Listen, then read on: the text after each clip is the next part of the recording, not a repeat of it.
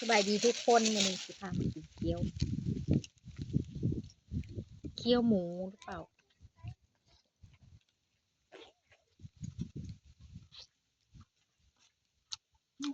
เกี๊ยวอย่างเกี๊ยวพักเวลาเชื่อว่าอยู่ล่างเขาจะมีขายเนาะอยู่บ้านเขาเนาะข้างโรงเรียน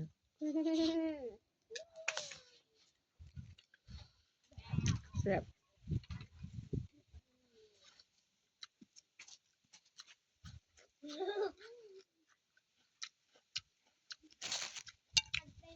กินกับผักต้องหอมรวม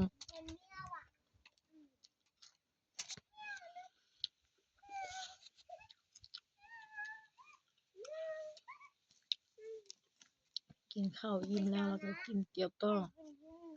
กระเพาะใหญ่เนาะไม่แคลเว้ย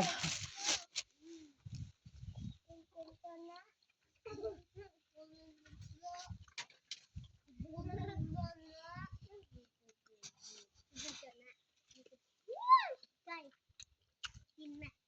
ใกล้เหรอกินแล้วไหมมันเป็น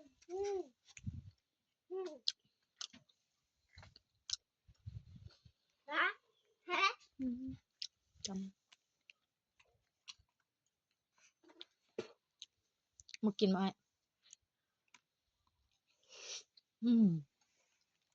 เป็นชนะ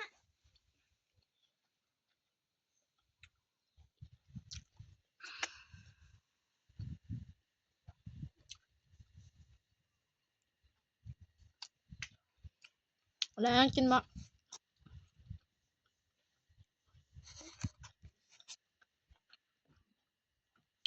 ไปเลยทุกคน